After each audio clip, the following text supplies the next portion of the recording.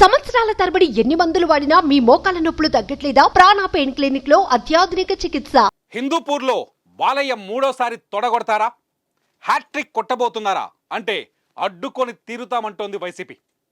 1983 నుంచి తిరుగులేని టీడీపీని ఓడిస్తామని వైసీపీ కూడా సవాల్ విసురుతోంది. మరి వైసీపీ అభ్యర్థి దీపికకి అంత శక్తి ఉందా? 4 దశాబ్దాలుగా హిందూపూర్లో మరో పార్టీ జెండా ఎగరలేదు. హిందూపూర్ అంటే టీడీపీ, టీడీపీ అంటే హిందూపూర్ అంటారు. మళ్ళీ అదే హిస్టరీ రిపీట్ అవుతుందని బాలయ్య విశ్వాసంతో ఉన్నారు. కానీ ఆ చరిత్రను మారుస్తామంటున్నారు వైసీపీ అభ్యర్థి దీపిక. ఇంతకీ హిందూపూర్లో ఎవరిది పైచేయి? చూద్దాం సై 2024లో.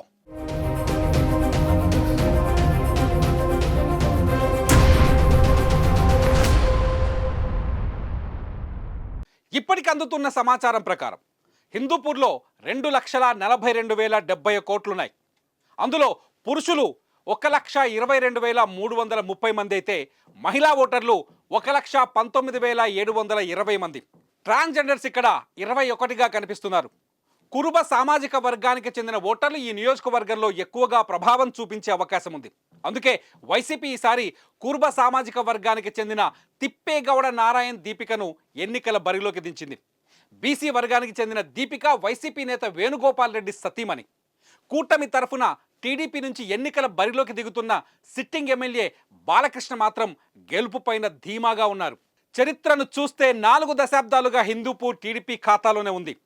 వైసీపీ వేవ్ గత ఎన్నికల్లో ఏ స్థాయిలో వచ్చినా బాలయ్యను ఢీకొట్టలేకపోయారు. హిస్టరీ రిపీట్ అవుతుంది తప్ప మరో పార్టీకి ఇక్కడ ఛాన్స్ లేదంటున్నాయి టీడీపీ శ్రేణులు. ఇంతకీ 2019లో ఏం జరిగిందో ఒక్కసారి చూద్దాం. 2019లో 14,028 ఓట్ల మెజార్టీతో ఇక్కడ నందమూరి బాలకృష్ణ విజయం సాధించారు.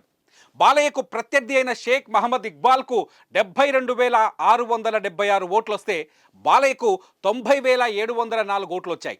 ఇక్కడ జనసేన అభ్యర్థి ఆకుల రమేష్ కూడా పోటీ చేశారు. 2019లో ఆయనకు 7,305 ఓట్లు దక్కాయి. పర్సంటేజీలో చూస్తే ఒకసారి మొత్తం ఓట్లలో బాలయ్యకు 51.47% ఓట్లు దక్కితే షేక్ మహమ్మద్ ఇక్బాల్కు 41.91% ఓట్లు దక్కాయి. జనసేనకు ఇక్కడ కేవలం 2.42% ఓట్లు మాత్రమే వచ్చాయి. ఈసారి హిందూపూర్ ఎన్నికను వైసీపీ ఛాలెంజ్గా తీసుకుంది. కూటమి నుంచి సిట్టింగ్ అభ్యర్థి నందమూరి బాలకృష్ణ పోటీ చేస్తుంటే వైసీపీ ఈసారి అభ్యర్థిని మార్చింది. కురుబ సామాజిక వర్గం ఓట్లను టార్గెట్ చేస్తూ అదే సామాజిక వర్గానికి చెందిన తిప్పేగౌడ నారాయణ్ దీపికను రంగంలోకి దించింది. ఇక్కడ కాంగ్రెస్ కూడా ఎన్నికల బరిలో దిగింది. నాగరాజు అనే వ్యక్తిని కాంగ్రెస్ ఎన్నికల బరిలోకి దించింది. అయితే టీడీపీ కంచుకోటలో జెండా ఎగరేయాలనే లక్ష్యంతో మొదటి నుంచి పావులు కదుపుతూ వస్తోంది వైసీపీ. పార్టీలో కీలక నేత అయిన పెద్దిరెడ్డి రామచంద్రారెడ్డి ఇప్పటివరకు ఈ నియోజకవర్గం బాధ్యతల్ని చూశారు. పార్టీలో గ్రూపు తగాదాలు గతంలో నష్టం కలిగించాయని, ఈసారి వాటిని పరిష్కరించామని వైసీపీ నేతలు చెబుతున్నారు. ఎలాగైనా బాలయ్యపై విజయం సాధిస్తామని వైసీపీ నేతలు అంటున్నారు. బాలయ్య మాత్రం చరిత్రను సృష్టించేది మేమే, చరిత్రను తిరగ రాసేది మేమే అన్నట్టుగా ఉన్నారు. సుధాం 40 ఏళ్ల హిస్టరీని రిపీట్ చేస్తూ వస్తున్న టీడీపీ ఈసారి కూడా మళ్ళీ జెండా ఎగరేయబోతోందా?